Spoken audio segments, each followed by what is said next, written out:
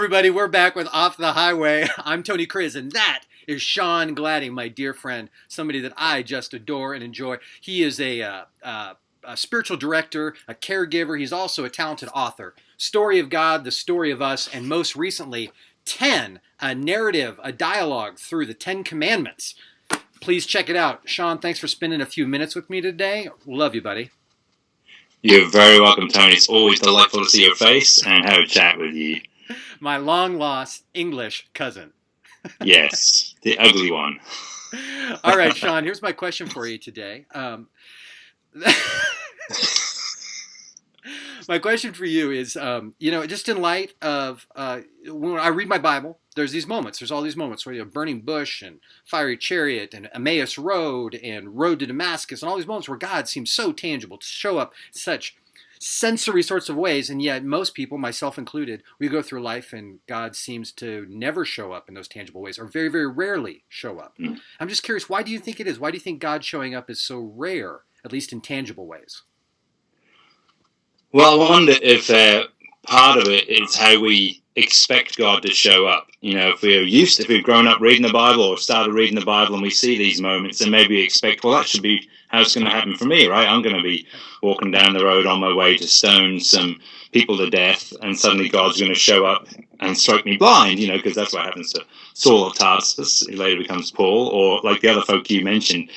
And so certainly I grew up in a tradition where God was very real. God spoke to you all the time. And if you weren't in tune with God, then, we have to just question your spirituality and your walk with the Lord. And are you having a daily quiet time and giving God the opportunity to talk to you? And some of that stuff that over the years, I've managed to gently lay aside and ask the question, so how does God show up in our life? How does God show up in my life?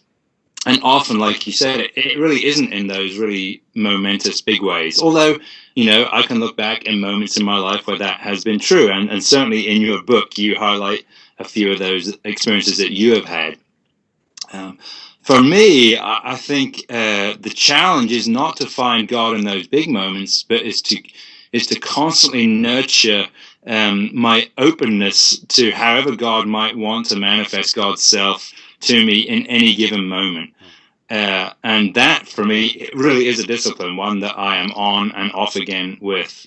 And so as much as we love the big, expressive moments where there's no doubt, oh my goodness, this is God speaking to me, that I really believe, like you said, those are few and far between. And as affirming as they are, if, as I believe, faith really is this substance of something that is unseen. If God were to constantly reveal God's self to us like that all the time, then I think what the Bible describes as faith, we just wouldn't need it, obviously. And so there is, for me, this challenge of saying, even when God does not seem present, am I going to trust the story of God that I am giving myself to, no matter how long it seems there is this gap between when God really seemed very, very tangibly present to me, which has not been for a while. How do I continue to try and be faithful to living into the story of this God, even when that isn't happening, once a week or whatever? And so for me, it is paying attention often to those little prompts. Like if someone comes to mind, to not just think, oh, yeah, I haven't thought about Matt for a while and move on, but stop and say, is God giving me an opportunity here to say, hey, I'm talking to you about this person, because the great commandment is to love God and love your neighbor as yourself. Well, here's a chance to love the God who may seem aloof, who may seem distant at the moment, by loving my neighbor who is not, who is always present to me if I'm aware of them. And so then to pick up the phone and call Matt and say, hey, I was thinking about you, and suddenly realize, this is a call I absolutely had to make, but did not know I had to make. And so it's those little things that continually affirm God's presence with me, and I can choose to respond to them or not. The big, sunset God, manifest God's glory, and it's this personal, those are lovely, but like you say, they often are few and far between.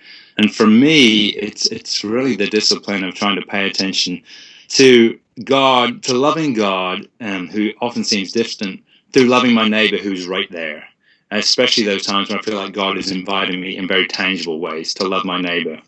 And in doing so, discover that I'm loving God who may not be tangible to me. Everybody, that is Cousin Sean right there. Thanks so much, Sean. Appreciate it. This is Off the Highway. We'll see you next time. Thanks. Great. Great to see you, Tony. Thanks to see you.